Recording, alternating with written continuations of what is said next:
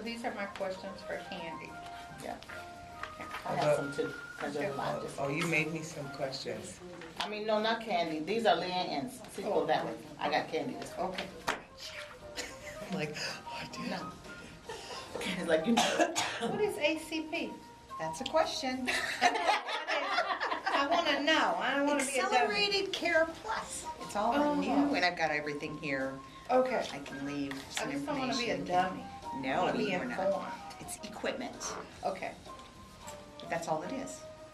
Well, so when she asked you first questions, what are alternative rehab options for stroke rehab, are you going to say ACP?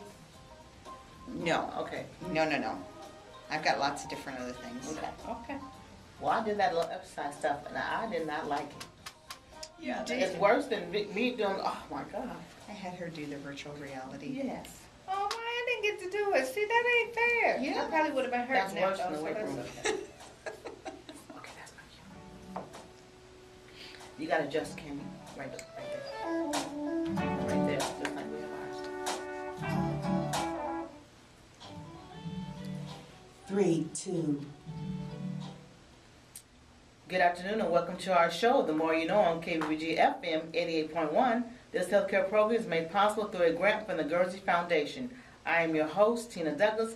Also today, my co-host, Doreen Mingo, was able to sit with us before she leaves for Des Moines this afternoon. Hello, everybody. This is our last segment on stroke awareness, and what better way to include the segment than to have resources about healthcare placement following a stroke. Today, our guests are Leanne O'Brien. She's an occupational therapist, rehab services consultant with Care Initiatives, Inc., and Candy Diercks, who's a certified senior advisor, franchise owner of Home Instead Senior Care. Welcome to our show, ladies. Thank you. Thank you. Okay, so first we're going to talk about North Crest, which was formerly Parkview Gardens. That's how I met Leanne when we went to the open house. Tell us about how that transition from Parkview to North Crest and the open house and the day the residents went from one place to another. Well, it was so organized. We have done this 13 times in Care Initiatives. This is our 13th building that we actually started new from. And So you're a pro at moving. We are a pro. It went so well. But it takes everyone to communicate, to work together, and that includes the residents and all the healthcare providers. Everyone had a job, and everyone stuck to their job, and we got everything done very smoothly, no issues. And I can truly say no issues on that one. It was very, very neat. In fact, they even got their rehab on that day. Hey, that's wonderful. Yes, so that was exciting. Just for our listening audience, I want to make sure that you are aware that North Crest that we're talking about is the beautiful new building that is located behind the Hy-Vee grocery stores and the Hy-Vee gas station. It's the newest addition to our community over here on the north or east, whichever you prefer to say, side of Waterloo, and it is truly a beautiful addition, a housing option for our elderly patients here. Yes, North Crest, it's North Crest Specialty Care, so we really are specializing in the rehab to home component. And you mentioned, Doreen, about elderly care. We also have outpatient services, but also all spectrums. We don't really deal with the pediatric population. We have the specialist in Waterloo and Cedar Falls take care of that population. But definitely the rehab to home focus is why we are calling it specialty care. That's wonderful. And Candy, Leanne, you know that when I met you, you know I'm a rehab nurse, so you know I was interested in anything you guys had to have as far as rehab, because you never see that a patient, like from the hospital setting to where you would go to what you consider a nursing home and be able to leave there from a rehab setting. It's just that you have rehab services within the nursing home, but that doesn't mean that the goal is for the patient to go home, especially after suffering a stroke. So tell me what's different about this program that you have at North Crest. What's different is really what's transpired in the last 20 years in healthcare, and what's happened in nursing homes. Nursing homes were always thought of a place to go and end up, and that's where your final place, resting place before you actually go to heavens. Yes. But that has changed, Yes, it and has. it's definitely evolved positively. The main thing with a rehab to home focus is we look from day of when they first come to us, day one, we talk about discharge. So we get the mindset that they are not going to stay in that building. They may, depending on their intensity of their stroke, need to stay there because of the level of care that they need. However, they're going to progress to a different level just within that time frame that they're getting their acute rehab within the rehab to home focus. Of course, we look at discharging to home, and that would encounter home health, outside services, or even outpatient services. So looking at the whole transition of healthcare from the time they come in till the time they leave, and the leave can be that they stay in the building. But also it takes the pharmacist, it takes the physician, definitely nursing. Therapists, they're only there for a short time of their day. It takes the family, caregivers, to really take a part and embrace where the patient's at. Because we all know strokes, you continually improve year after year. That's true. That's true. That is very true. So, Candy, tell us a little bit about the structure. I'm sorry. Leanne, I'm looking at both of you. See what happens when you get like 29 plus. Leanne, tell us a little bit about the setup of the building. How many beds does it hold? Are there different, I know you have like 4 wings. Are there different levels of care per wing, or is it, just tell us a little bit about the structure. Yeah, we did add some beds to the building. So we have 68 beds, and we have increased the size. The rehab to home area is its own entity within the facility. Okay. So you have your own entrance, you have your own dining area okay. where family area, and they do, the patients that come to us for the rehab to home, which is also classified as skilled level of care, they are down one neighborhood or wing. We don't have it specialized one wing or one neighborhood special for instance, neurological deficits or orthopedics.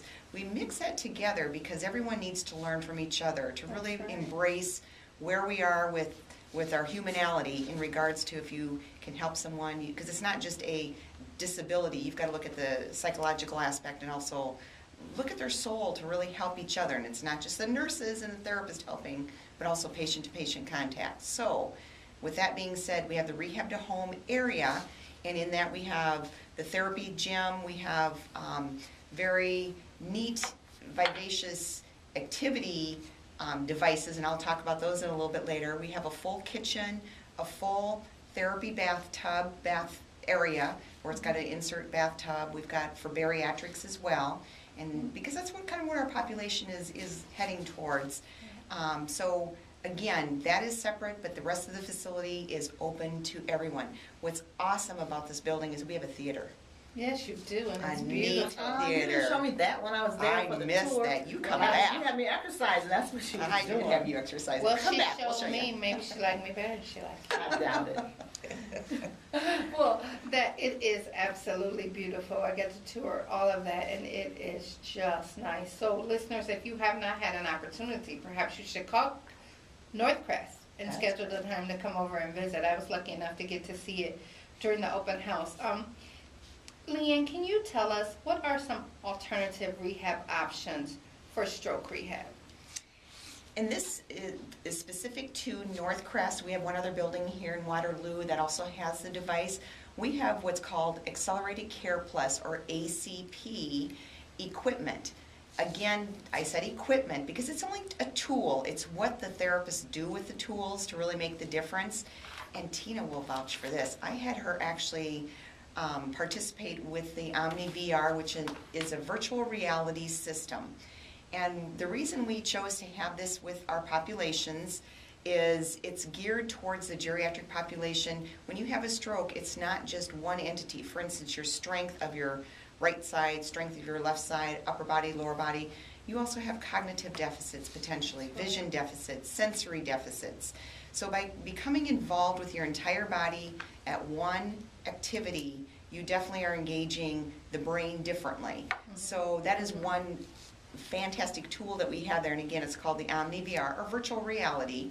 It looks like a screen, but there are so many, TV screen, excuse me, there's so many things that you can actually develop from that. And what I mentioned about the balance, upper body, lower body, strengthening, the vision aspect, and being an occupational therapist, we're always looking at that because so much balance, and especially after a stroke, you might have a diminished density of your vision, not just the left side vision deficit, but just that your intensity of what you can see is not as great. This will actually bring out some of that. So you've got depth perception differences, spatial relation differences, which are therapy terms, but it all comes together in what we call virtual reality. But bottom line is we all need our vision to function everyday life, everything we do safely. And that's where it comes down to.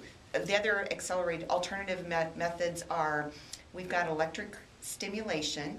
What's really neat about the electric stimulation, and I've been in therapy now almost 30 years, and we've used this different type of electric stim, and there's so much research now to support. The Accelerated Care Plus programs is all evidence-based, so we've got research to support that you are going to benefit.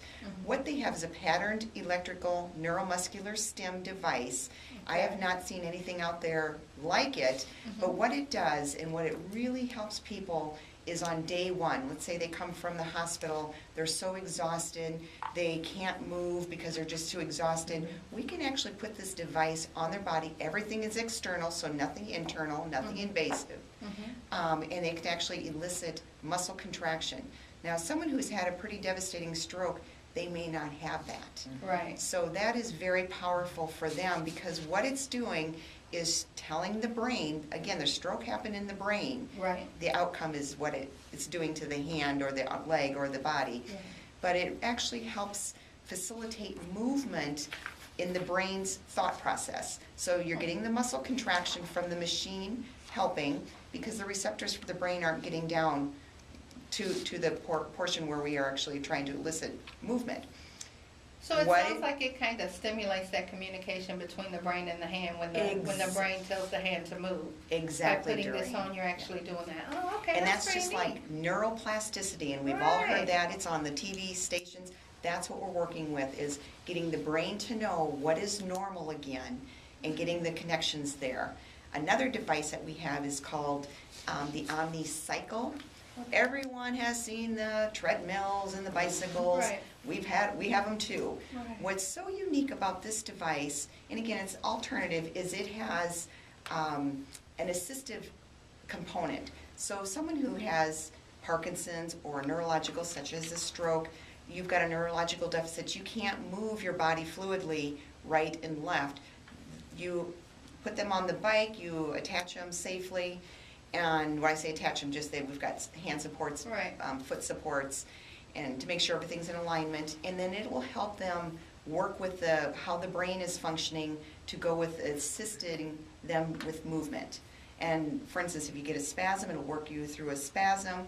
With someone who has a stroke, they can't keep it moving. One side can, not the other side. So we've got a biofeedback component, because if you take it out of your mind, what you're physically doing, Right. and put it, and it comes back to the virtual reality where you're excited about what you're doing, your brain will actually pick up and do things longer.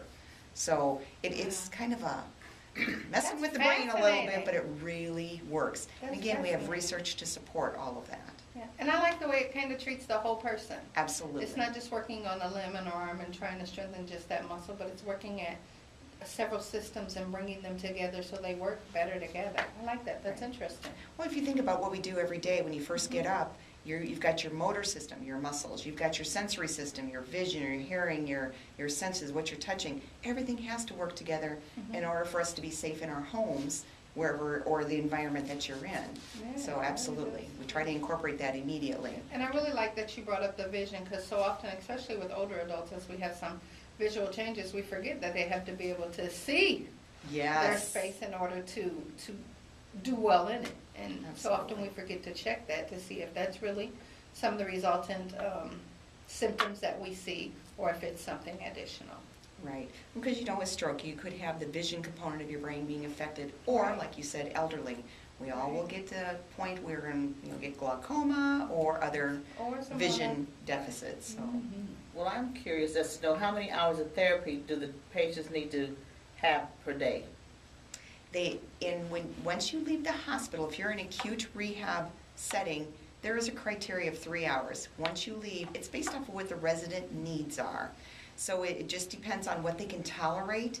Some people that come in, let's say they have a lot of other comorbidities, so they maybe have COPD as well as a lot of arthritis. Now they've had a stroke. They can't tolerate as much. So it's based off of what the resident needs are, what they're able to tolerate. We can increase that, decrease that based on what they're able to gain from that. The main thing is we want to keep them progressing. Keep the mind, keep it changing. Mm-hmm. You need repetition. That's how neuroplasticity works. Right. Repetition, but you want to keep adding dimension to that so they are learning. The brain's constantly learning.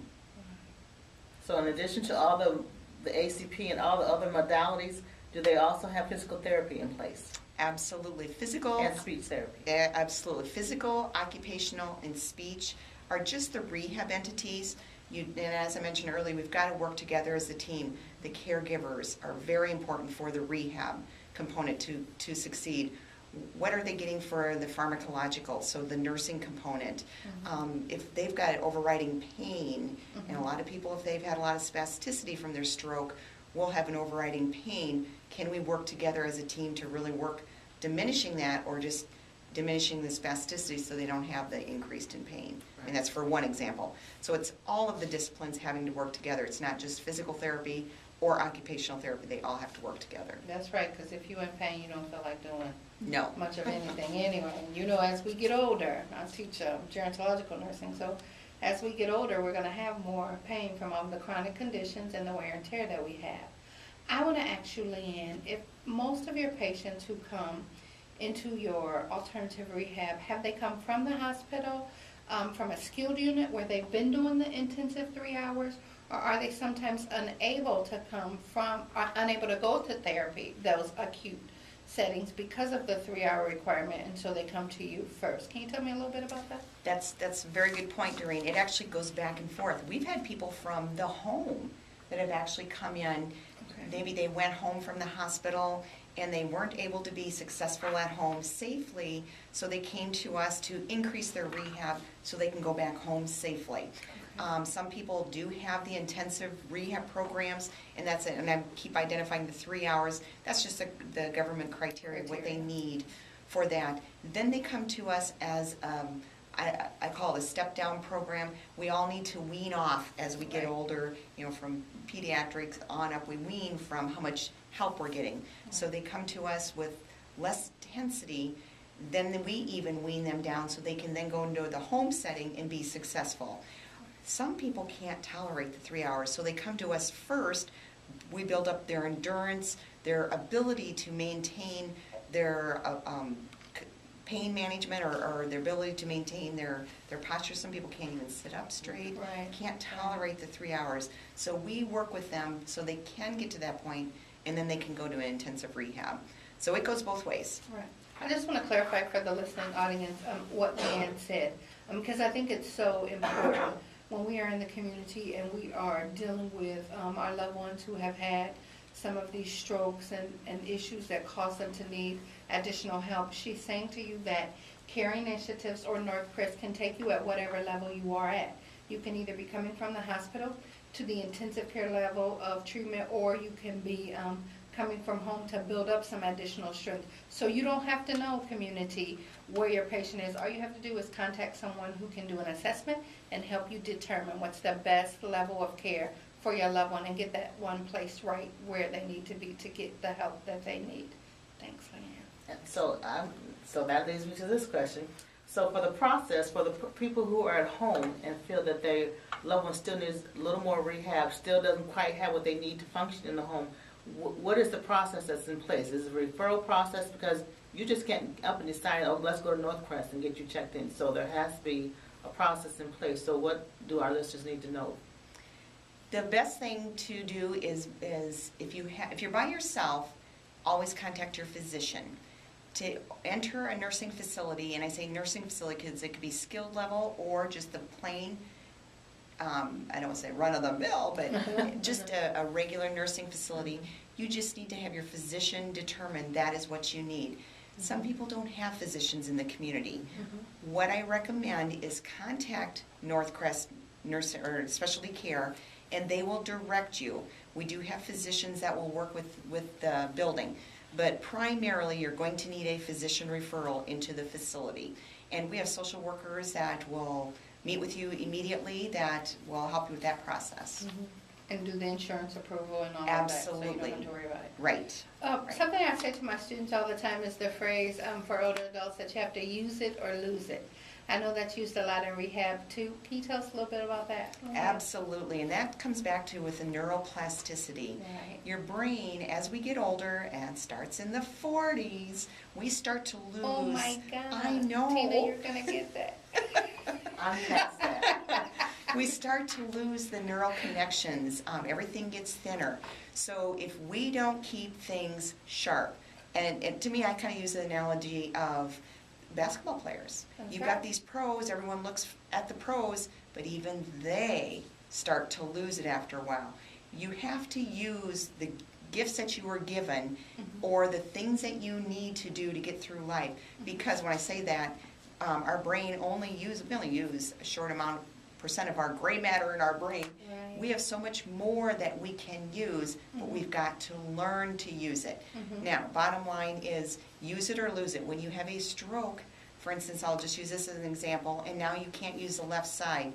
You've been able to use your left side to feed yourself, dress yourself, groom yourself, all the things we take for granted. Right. Now, if we don't continue to use that left side, because we can't, we will start to have other problems, for instance, even with our right side. So when I go back to alternative rehab, there's even such thing as constraint-induced therapy. There's multiple things that you can do to help with the affected side. But use it or lose it is just a basic statement that, yes, you have to use all body parts, all brain cells in order to keep progressing, to be safe. And that's what I always focus in on. It's a safety no matter what environment you're in. Because as soon as you become unsafe, you know at the next level it's going to be more care being provided to you. And most of us want to be home in the environment we want to be in. That's right. That's right. There's no better place to be than at home. And at home. I just want to re-illustrate what Leanne has saying, and I think I have an example that kind of shows it. We remember back in the olden days when someone would have a stroke and they would be cared for maybe in a different setting, and people did not know to continue to use those muscles, maybe of those hands or those feet, to continue to work them out, stretch them, and use them. And so we would see more what we call contractures, where the hand would curl up or the foot would curl up and it would not hold its shape or form.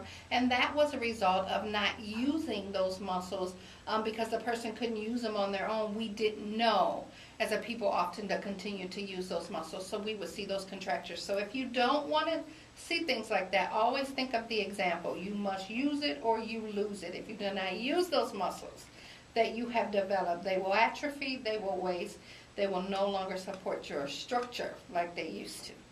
Exactly. Now I'm gonna, Candy's been here just listening so patiently. I'm patiently. gonna ask Candy some questions because Candy is a whole different, just another resource, another choice that you can make as far as where you wanna have your care. And home instead is home care. Is that right, Candy? Yeah, that's correct. And a lot of people don't know what is home care. So explain that as far as what home instead means.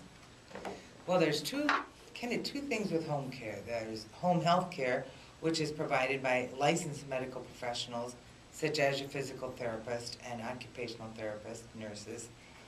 Home care is more personal care, homemaker services, transportation, companionship, and services provided by professional caregivers, which will meet the non-medical needs of the individuals. And it doesn't require a prescription. So we work together with the medical care, home care, and the non-medical. So we can meet all their needs, whatever it is, when they get home. Okay, so home instead, and I just like the name. I don't know I how. do too. Home instead, just like that. Home instead. So that's the alternative choice right there. A lot of people would rather be at home. Of course, you don't have most of those services. People don't know that these services are in place. So that's how come I chose you two specifically to be on the show, because this is our last segment as we have talked all month about stroke awareness, signs and symptoms in stroke rehab, that it's very important to know that there are other choices, like home instead, like Northcrest Specialty Care, where it's an inpatient rehab services to get you back home. So home instead is something that I believe is just a choice that's out there that people don't even think that's possible. Very true. And they usually think I can't afford to. I would love to stay in my own home. I would love to, this is my retirement home. All the things that I worked for, now I'm going to be reduced to one room. All my stuff has to go in one room, where versus if I want to stay in my own home at whatever the cost is. Right, and the cost varies, and it goes according to an individual's needs, because some people may need longer periods of time with assistance in their home to start with, depending on their abilities. Sometimes just having somebody come in for a few hours to help them get up in the morning, get their day going, get their medications, get some good breakfast, good nutrition going, they're able to maybe cut that back, or maybe they'll need somebody a couple hours a day, morning and night. You can just set it up according to whatever their needs are. Yes, some do have us in all day long, because they just have to have assistance maybe getting to the restroom, or it's not just the simple cleaning. And that companionship level is huge. Sometimes just that support there and visiting and keeping their minds occupied and giving them something to move forward with. And is safety. beneficial. And the safety. Correct. A lot of older adults, and I always come back to older adults because that's just my passion. That's the class I teach. A lot of older adults just feel safer doing all of those ADLs, or activities of daily living, which is all the things that we must do in order to function for our day. They just feel more comfortable doing that with someone in the home. So I like it because home instead provides that safety level, that assurance that someone is there to help you in case assistance is needed. Yeah. Candy doesn't know this, but my daughter actually works for her, Rayvon, and she works with a couple it was a couple, but now the gentleman, and she absolutely loves that. And because Rayvon is a senior, I'm so proud of her. She's my little hero. She's about to graduate from Allen College, and I'm a mother, so I get to brag just a little bit. She is about to graduate from Allen College, so she is a senior in my class, and I teach older adulthood. And just being able to watch her marry those concepts from what I'm teaching her in class to what she's actually doing in that home for you, Candy, she's got a better grasp of it. And I say to my students all the time, in your future, nursing is moving to the home setting. And so we must be specialty nurses and know how to assess the whole person and take care of them in their home setting, because patients are healing faster in their own homes. So thank you. And thank you. She's a wonderful caregiver. Well, I think she got that from her mom. I think so. Maybe. I don't know. Well, Okay, I'll get off my soapbox now. Well, Candy, as I shared with you before, many places that we've met, just seen you recently at the Go Rep for Women, but I told you that I had an aunt who was able to receive care in her home. She was able to afford it, but this is Illinois. She was able to do that for her husband and also a brother. Now, this is an aunt that's in her 80s. She was 90 when she died. She was able to stay in her home, but they didn't need to stay overnight. They just would get her in bed, and then she couldn't get out of bed without the help. But along with that, even though you had to outweigh the good with the bad, she wasn't mobile where she can go through her house and be up and about. Wherever they put her, like in the living room watching TV, that's where she stayed until it's time for her to go to bed. But when we talk about agencies, there's also the issue of trust. Right. So what she gave up was they just robbed her blind, literally. So many people within the agency until she found one, so she was comfortable with someone who was dependable, someone that she knows would do what she wanted them to do in the house, and not just think, well, she doesn't know what I'm doing because she's not going to be in this room, she can't get in that room, she can't get in here. Even though her house was a ranch house, there still was a sacrifice for her to stay in her home versus being in a nursing home. And she did go to the nursing home following some hospital stays, but it was her wish that she wanted to die in her own home. She wanted to just stay there. That was where she wanted to be versus being in a nursing home, and she could afford it. And that's always when you're looking to get a home care company. And ours, I feel very proud of the fact that we do criminal background checks. We do drug screening. We make sure that they have the skills needed excuse me, to go into the home and provide the cares that are asked. But that trust component is definitely, if the client can't trust who's in their home, Right. it's just not a good fit. They don't heal. Right. You need to be able to, and have the support system of an office to back that. So if there is a question is that happening in my home? You know, I'm not sure I'm comfortable with her. We can switch out Right. caregivers And and sometimes- get and the, she- and make sure they She follow made her through. own arrangements. I mean, this is Yeah. a woman in her 80s, late 80s, making her own arrangements for who's going to come and go. But there were sometimes where she was just terrified of the caregiver, scared to say anything. You know, she was just put in that place, well, if I say something, you know, it's just me and the caregiver. Not that Right. the caregivers are dangerous, but you just don't want to accuse anybody of anything when they're supposed to be doing your care. They're Right. feeding you, doing your care, assisting you. So, you know, she had to get to where she was comfortable. And it was down to one lady that she was really comfortable with, who was her caregiver for a long time. But in addition, she needed more people just besides her. Right. And did she go through an agency, or was she doing She went that through an private? agency. She went through an agency. I really like what Candy said about their screening procedures, because Tina and Candy both bring valid points that, you know, it is your home. It is the client's home, and you need to feel comfortable with Right. whoever you have. And I think that when we tell patients that, you know, it's your home and you have this opportunity, and you don't have to have anybody you don't feel comfortable with or you Yeah. don't like. So Candy's able to handle that on the business end and switch them out and take different people and make sure that she's sending people who have been through all of these background checks and have impeccable references. And you want to Right. match them up with the client as far as the rapport and all that, because in my home, I like everything nice, neat, and clean.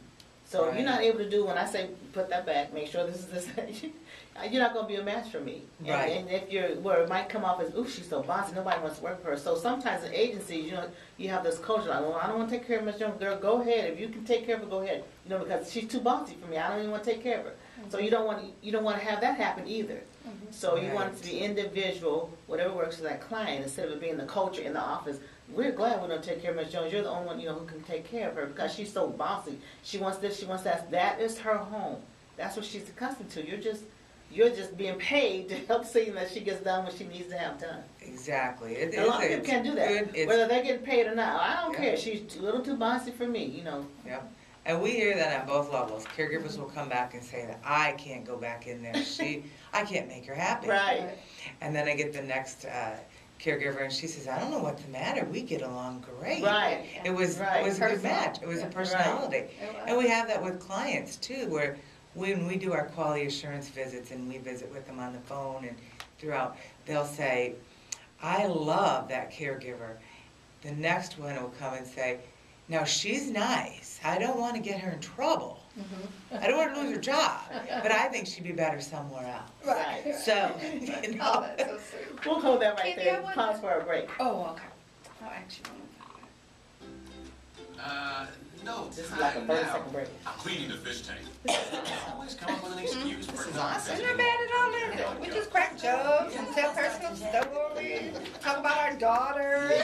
I didn't mean to catch you off guard. No. When I first saw you, I'm like, I know her from somewhere. I've seen you at the college. Yeah. But I was like, I don't know where. And then as soon as she started talking, I'm like, oh, okay, I have met her at the college. And Fremont works for her. I hope I don't get her daughter. That's when you said the name of like, I know her. Yeah, and we look alike too. Once you put it together, we look alike. That's my oldest Stay daughter. in charge. Well, you know, It's 15 still like- I'm so proud of her, despite the fact that she's had 2 cornea transplants that have rejected. where you want to live. In the last year, she's graduating on time with her class. And has she listened to her and mom? works And works all the time. all the time. Yeah. It's a client that has Gray Yeah. hair. She, more people that she said that's it. loves, she loves Thank you for keeping it locked during our break. For those of you just joining us today in our studio, we have 2 special guests, Leanne O'Brien, Rehab Services Consultant with Care Initiatives. We also have Candy Diercks. She's a certified senior advisor, a franchise owner of Home Instead Senior Care. And also in my studio today is my girl, Doreen Mingo. She's my co-host. She's going to be cutting out in about the next 10 minutes. But I'm not going to let her steal the show before she goes. She thinks she's going to do that. We're going to finish talking to Candy. We were just talking about Candy's franchise is Home Instead, which is an agency that provides care in the home. So at the beginning of the break, Doreen was going to ask Candy a question. Yes, and luckily for me, Tina, I still remember it, because at 29, sometimes I forget what I was going to say after a short break, but I got it. Candy, my question is, many times when you have your caregivers in the home, they are working in the home with some additional services, like the type of things Leanne provides. So physical therapists, you got occupational therapists, you got recreational therapists, you got nurses all coming in. Tell us a little bit about how you play a part in the interdisciplinary team to help do the best care for that patient. Can you share that with us? Well, we work and visit with the agencies that are in there so that our plan of care in there is mixed together. So timing, if they are in there 24 hours, our caregivers, then we make sure that the client is ready for the therapist to come in. But we also want to make sure that if they're doing the therapy and there's downtime, and the therapist will say, can you encourage them to do 3 laps around the kitchen, then we make sure that they're following through with their plan of care and encourage them to continue therapy even maybe when the services are done. That's wonderful, wonderful. And I just want to point out to our listening audience that even though Candy and Leanne come from different backgrounds, look at how we all work together, because we all are working for the same goal, the same thing. We want the best outcome for the patient every day, every time. And by having, I love what Candy said, that her staff actually follows up on the recommendations from Leanne's staff, the physical therapist, the occupational therapist, and the nurses, to make sure that that patient, when those providers are not in the home, that caregiver that Candy has in the home actually works with that patient to make sure that they are following the plan of care. So we're all working together and talking, and that is a big thing that helps our loved ones health improve. And when there's, if we see a warning sign that, maybe there's a change in their well-being, maybe their thought processes, or they're weaker or confused, then we can visit with the nurses that are also involved and alert them, or a family member that's involved with the doctor, and try to figure out, do they need to have a doctor visit? Does a nurse need to come in to assure that the individual is got good health, and that we can follow up with it with the nurses and the doctors. I'm curious to know, what is the quality of training of the people? What is the training of the people who are in the home for the caregivers? Are they RNs who come in, or no? Some are certified nurse assistants, and some are not. A lot of our caregivers, it's kind of a 50-50. Some of them have the CNA training, but maybe aren't licensed at this point. They got out of it for a while, they're back into it. Some are retired nurses. Everybody comes with a different background.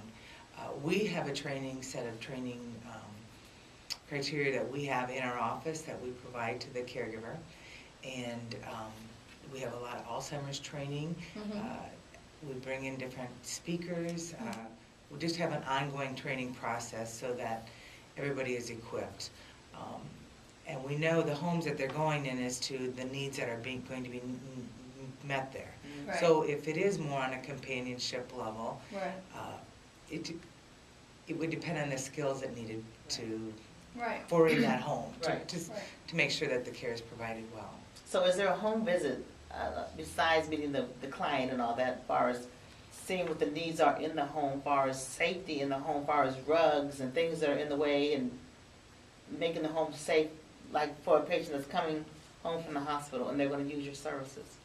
Yes, we usually go into the home to make sure, do they need grab bars put into place? Are there loose rugs on the floor? Is the lighting good? Is it picked up? Is there good food in the refrigerator for them to eat? Is there old food in the refrigerator that needs to be taken out? Are the bed linens washed? Is the home cleaned? And we do an assessment prior to them getting into the home. If there hasn't been that time span when the caregiver starts in the home, we make that upon arrival. And as ongoing, if the caregiver notices something that they see has become a challenge for the individual, or something that needs to be put into place, then we look into getting that to happen for them. And what population are we seeing? I know we're talking about strokes, but that doesn't mean that your agency, Home Instead, is just only sees stroke patients. I'm sure that's not the population, but what other types of clients do you have? We work with a lot of individuals who have Alzheimer's or a form of dementia, or limitations from a heart condition, Parkinson's, arthritis, individuals that have multiple conditions, Mhm. some that just have a fail to strive mentality where they just need to be, have that companion, they need that friendship, they need Right. to have somebody with them, need activities. So majority of our individuals that we work with are age 60 and up, with a variety of illnesses. And it's probably not unusual to conditions. even do couples in within the home, Right. so that they Yeah. both can stay home. Right, we work a lot with husband and wives. And you know, with the globalization of our world today, many children grow up in Iowa and then they move away. So a lot of times we're left with Right. mothers and fathers who are left with no children in the community who they can depend on, and sometimes extended family moves also, and so your service provides a great need. And as we know that as we age, we are at increased risk of developing chronic diseases and having Right. usually more than one, and cardiac conditions are the number one thing that get us into the hospital. So I hear you say you're doing a great service for that Well, Candy, patient I population. have a question, like, what are some of the questions someone should ask when leaving the hospital, knowing that they're seeking services, whether it's at Northcrest or home instead? What does the family need to know? What questions do they need to ask so that they get the right information and helping them make the right decision? They need to know, first off, when we see people going home from facilities or the hospital, a lot of times maybe their medications have not been set up properly. So the family needs to make sure, what is the medications my loved one needs to have, and where is it, and can I get it picked up? Is it into place when they get there? Is there a special diet they need to have? That's usually a big thing. Of course, we know these are all should be in your discharge package. Right, but a lot of times, it's not set up prior to going home, where they think it is, and they get home, and those things are not in place. So then we make sure that that's there. Do they know? Are you guys usually there at discharge? Have you ever arranged that? Yes. To be there when a patient's Yeah. discharged? Oh, that's wonderful. The other day, I picked a gentleman up, and we took him home to his home, and there was 4 stops. He'd said, I have 4 specific stops. I might be weak, so could they go in and get me some groceries at the grocery store? So he had the food. He needed to have a walker picked up, his medications taken care of, and then his big concern and why he was really leery of having somebody come home with him was he says, I'm not sure what my house looks like. Right. I'm not the best housekeeper. And I said, that won't be a problem. She'll make sure that that you're able to get through your home with your walker now. Right. And your bed linens are clean. She'll freshen that up and make sure your bathroom's tidied. And you're able to have access to the things that you need in your home. Sounds good. See, that would be me. Yeah. I want you to take me straight to get my hair done. Nails, no. That's the truth. I got concerns on the way home, I really would. Not that my house would be messed up, but those were just things that take me to the bank, you know, all those kind of things, which probably make you, so I'd have to have my match right then and there, like, okay, all these running around, we're not even home yet. And So then I you have to have have to my perfect decide match if you right like then your and there. match or not. Tell the truth. Candy, I have a question before I have to disappear. We've talked about all these wonderful services that your organization provides. What I'd like to know is how much is the charge? And is it an hourly or a half a day, or what kind of charge it is? And then do you have available resources for people who are financially challenged or disadvantaged to be able to afford a service like yours? Okay. The range for cost runs anywhere, if it's 2 hours or less, we do go into a home for a 1 hour minimum, it's $23 an hour. Okay. If it goes beyond 2 hours, so if it's 2.5, 3, 4, it's at $19 an hour. Okay. It's private pay. Okay. Some people do have long-term care insurance in place, And that would cover it? and that would cover it, Okay. and depending on the insurance company. Yeah. Right. So there's some, Right. it depends on their policy, Right. but we help review that for them and work with the insurance companies. There's VA benefits that might be available, and we work a lot with the Northeast Iowa Agency on Aging. Okay. They help individuals make sure that maybe they would qualify on getting some assistance through the the Medicaid waiver program, and they will help an individual find that resource. They may have a funding in place to cover that gap, because some people, like you say, do fall between the cracks. You know, there's the needs there, maybe the finances aren't there to support it. And Northeast Iowa Area Agency on Aging is always one of the first resources I have people go to make sure that their needs are going to be met. That's great, Candy. Thank you for answering that. That is a big concern, I know, for people in the community who need help. But if you forget, you can always call Candy at home instead, and she'll be happy to answer. Ladies, I'm going to have to go, but thank you so much. I'm going to turn it over to my co-hostess with the most, Tina. She's going to take over. Okay, thank you so much. Oh, okay, Candy, on that same note, we know the hourly fee. So when you're doing the couples, is it per couple or individual? For the husband and wife, Per it's couple. 20. Well, it's the same rate depending on the need.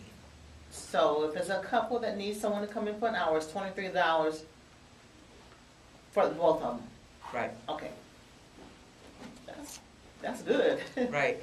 You know, unless they both have very high needs, then it could be, we may have to assess that differently. But a lot of times, there's one main person that has the strongest need, and maybe the wife.